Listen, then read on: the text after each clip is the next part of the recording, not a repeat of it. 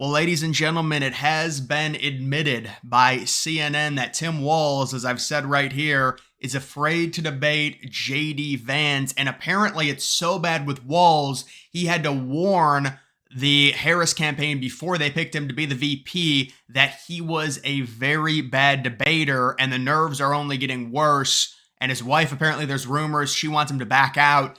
This is very, very bad for the Harris campaign. I would imagine when it comes to the debate, I'll give my full preview probably tomorrow, but I think the dynamic is going to be like JD Vance is this big, bad, racist, evil elitist, and Tim Walz is just like, oh, he's the go-lucky, nice guy. He's not going to say everything correctly, but he relates more to the Midwestern folk, and he's not the elitist. I think that's what they're going to try and go for. They'll admit that Vance is more well-spoken, but they will say Walz is more relatable. But apparently it has been reported, and you can see, I don't know what it is, but like when I go to one of these pages, my computer freezes, but you can see heading into the debate with the vice presidential debate, Walz is fighting nerves. And in that article, they say that he told the Harris campaign, I am not a good debater. I'm going to be very nervous. And his wife is really nervous. And it's reported they're freaking out right now when it comes to this VP debate that's happening on Tuesday. Remember, originally,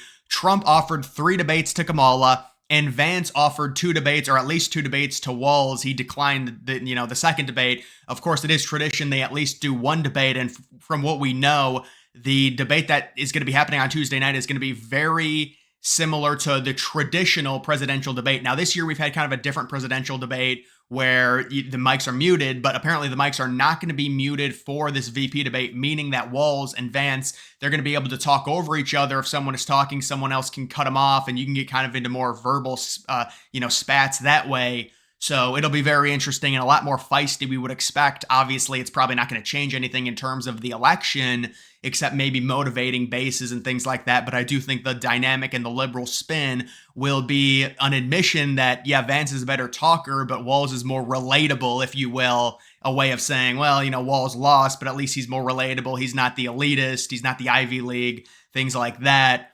That's what I would imagine they are going to do. But it is interesting that it's being reported that by CNN that Walz is extremely nervous, and he's even more nervous than they expected him to be. And he told the Harris campaign, I'm warning you guys, I'm a very bad debater. If you guys saw when Axios reported all of the interviews that the candidates had done combined, Vance was at like 50 by himself. Trump was at like 10. Harris and Walz combined were at like 4. And that was like 2 weeks ago. And it just goes to show you how good of a debater that Vance is. Not really necessarily debater, but just good of a talker Vance is in general. And certainly we would expect that to translate to being a good debater, especially against someone like Walz, especially with what's being reported. Not that this is going to change the overall election because it is just a VP debate and there's going to be significantly less people watching the VP debate than they were watching the presidential debate. Of course, we saw what happened with the presidential debate where they tried to spin it like Harris won. I think pretty much everyone now can admit it was a wash in terms of polling. It didn't really affect anything.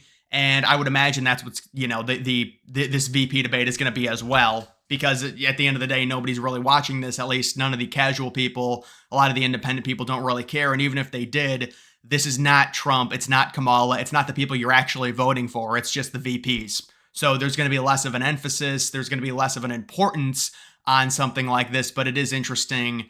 The fact that he is very, very nervous, that is being reported. Another thing that I wanted to look at was Tim Walz. Did he flip someone off here? Kind of interesting. People say, well, is he pointing? That looks like the middle finger. I mean, that's a longer finger there. Possibly flipping someone off. They were shouting Trump 2024. Or he was at the Big House, the Michigan-Minnesota game. Trump actually had a rally today, and he mentioned that Walz was getting boos, and he was getting a lot of boos there. So you do have that. There you can see Tim Walz nervous about facing Vance in the presidential debate that's happening on Tuesday night. That right there. And then we also do have this from Trump. CNN will not put on a Republican conservative, nor will MSDNC, but Fox is constantly putting on liberal Democrats to counter previous guests from the right, therefore nullifying any message. Well, the main issue with CNN is they will put on a token conservative. And I think Scott Jennings, I think he's been very good. And he had another good one, little segment today.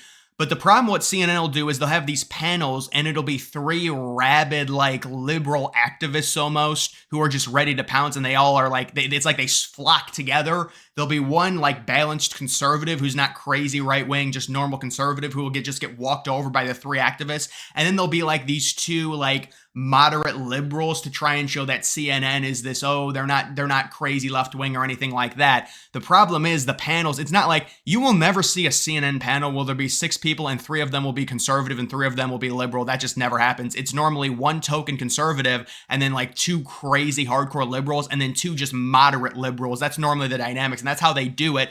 And they try and manipulate people. I was like, see, we got the conservative. But no, when you dogpile, it's harder to debate like that because it's a 5v1 and it's a lot easier if you're with a bunch of other people thinking of things against just one person.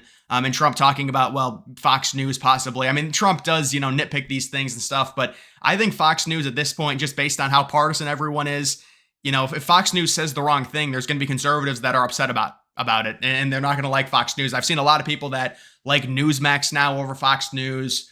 And even, liberals, remember, liberals went at CNN during the debate. They said CNN was MAGA because they were not fact-checking Trump.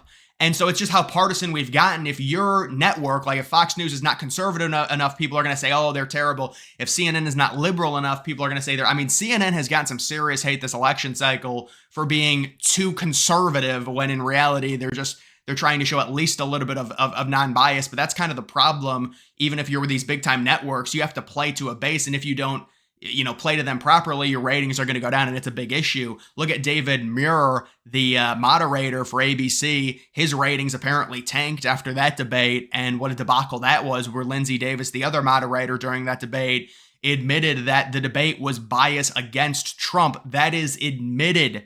So if anyone comes out like the whole affidavit thing, oh, was it? She admitted it in an interview that they wanted specifically to emphasize fact-checking Trump, because if you look at what happened with CNN did not fact check either of them, and you had liberal people who were pissed off at CNN and calling CNN MAGA because they did not fact check Trump. So that's why Lindsay Davis said we have to fact check him. Otherwise, I guess they were concerned getting called out by liberals that they were biased towards Trump. But she said that specifically we were only going to fact check Trump. It's one thing if you fact check both candidates and they went after Kamala. That's not what they did. And then she admitted that they put an emphasis on it. So she's admitting that there was bias against Trump during that debate.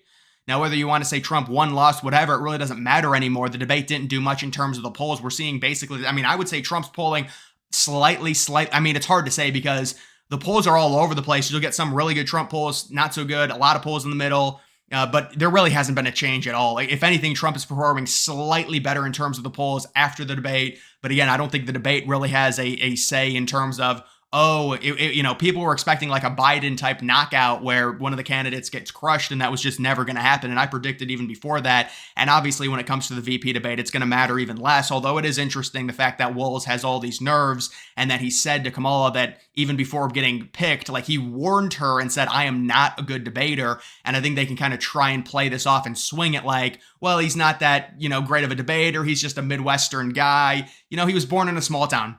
I was born in a small town. Just, that he was born in a small town. And so that's the whole relation that he's trying to have. He was born in a small town, and then he goes and meets Alex Soros twice. And he's like the little baby boy in the pictures, like with a little bib on. If you see him with Alex Soros, it's pathetic.